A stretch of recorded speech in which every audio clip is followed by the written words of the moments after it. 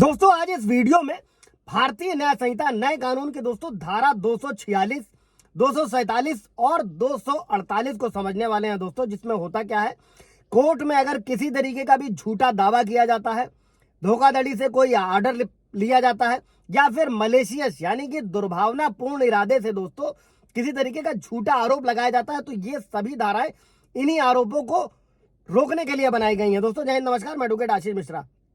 Like कर दीजिएगा, share कर दीजिएगा, सब्सक्राइब कर दीजिएगा ताकि इन्फॉर्मेशन और लोगों को मिल सके। दोस्तों सबसे ज्यादा तो मैट्रिमोनियल डिस्प्यूट्स में ही होता है, इसलिए ये वीडियो को शुरुआत से अंत तक बने रहिएगा। अगर किसी भी तरीके से पत्नी द्वारा झूठे मुकदमे दर्ज कराए गए हैं या मान लीजिए कोई और भी क्रिमिनल केस है जहां पर झूठे इरादों से झूठा मुकदमा दर्ज कराया गया, तो ये वीडियो आपके लिए दोस्तों। और इन प्रावधानों का उद्देश्य क्या है, न्यायिक प्रक्रिया की इंटीग्रिटी बनाए रखना है दोस्तों, और कानूनी प्रक्रिया के मिसयूज को रोकना है दोस्तों। और प्रत्येक भाषा को सरल भाषा में फॉर एग्जाम्पल के साथ में हम लोग समझते हैं ताकि कानूनी शर्तों को बेहतर तरीके से समझा जा सके और आप अपने केस में इस्तेमाल कर सके। दोस्तों जो धारा 246 है वो सबसे पहले उन व्यक्तियों से संबंधित है जो धोखाधड़ी या बेईमानी से कोर्ट में झूठा दावा करते हैं, और इसका उद्देश्य किसी अन्य व्यक्ति को दूसरे व्यक्ति को नुकसान पहुंचाना या परेशान करना होता है। और इस धारा के तहत कोई भी व्यक्ति जो जानबूझकर कोर्ट में झूठा दावा करता है तो उसे 2 साल तक की जेल और जुर्माने का सामना करना पड़ता है। और इस धारा का उद्देश्य पर्पस क्या है दोस्तों, ये सुनिश्चित करना है कि कोई भी व्यक्ति कोर्ट में बेबुनियाद मुकदमे दायर करके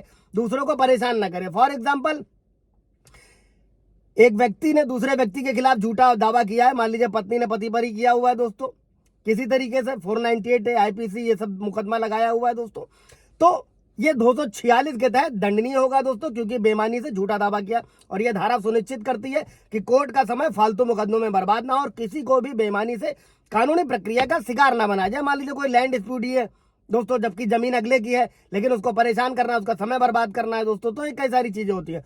कोई इससे रिलेटेड सवाल जवाब होगा तो कमेंट में पूछेगा तो ब्रीफ कर दिया जाएगा। अब अभी अगली धारा जो है दोस्तों वो है 247, और इसका उद्देश्य क्या है, उन व्यक्तियों को दंडित करना है दोस्तों जो धोखाधड़ी से कोर्ट का ऑर्डर ले लेते हैं, पा लेते हैं और उस राशि या संपत्ति का दावा करते हैं जिसके वो हकदार ही नहीं है। और अगर कोई व्यक्ति धोखाधड़ी से अधिक राशि या गलत संपत्ति पर दावा करता है दोस्तों, तो इस धारा के तहत शिकायत करी जा सकती है। इसमें भी 2 साल की जेल और जुर्माना या दोनों हो सकता है। फॉर एग्जाम्पल, रामश्याम का एग्जाम्पल ले लीजिए के खिलाफ 10,000 रुपए का कर्ज होने का दावा किया, जबकि पहले ही वो पूरी राशि चुका चुका है, फिर भी कोर्ट में जाकर उसके खिलाफ जो है ऑर्डर लेता है ताकि वो उससे और पैसे निकाल सके।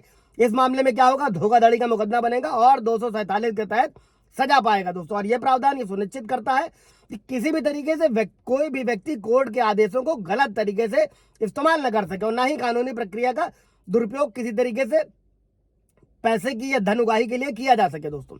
इसके बाद धारा 248 वो क्या करती है दोस्तों, जब भी कोई मलेशियस इरादे से किसी अन्य व्यक्ति के खिलाफ आपराधिक झूठा मुकदमा करता है या फिर आपराधिक कार्रवाई शुरू करता है, मान लीजिए मैट्रिमोनियल डिस्प्यूट में ही पत्नी ने क्या किया, बिना किसी बेस के बिना किसी ग्राउंड के जो है परिवार वालों पर, पति परिवार वालों सारे झूठे मुकदमे दर्ज करा दिए, गंभीर धाराओं में भी मुकदमा दर्ज करा दिया दोस्तों। और अगर कोई व्यक्ति जानबूझकर किसी अन्य व्यक्ति पर अपराध करने का झूठा आरोप लगाता है तो इस धारा के तहत गंभीर दंड का प्रावधान है। और अगर दोस्तों किसी भी हालत में जो आरोप है वो किसी साधारण अपराध के लिए तो आरोपी को 5 साल तक की सजा, 2 लाख तक का जुर्माना दोनों हो सकता है। लेकिन अगर झूठा आरोप किसी गंभीर अपराध के लिए है दोस्तों, जैसे कि हत्या है, जो 10 साल तक की सजा हो सकती है दोस्तों और जुर्माना भी लग सकता है, तो ये धारा दोस्तों सुनिश्चित करती है कि किसी को भी बिना ठोस कारण के जो है झूठे आरोप में फंसाया ना जा सके और न्यायिक प्रक्रिया का दुरुपयोग ना हो। 246, 247, 248 दोस्तों ये इन्हीं प्रक्रियाओं को रोकने के लिए बनाई गई है ताकि कोई भी व्यक्ति कोर्ट में झूठे दावे, धोखाधड़ी से कोई ऑर्डर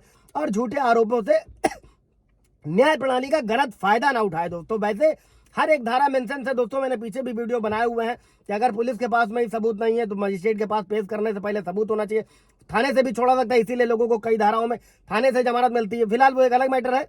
कोई सवाल जवाब होगा पूछिएगा। Thank you.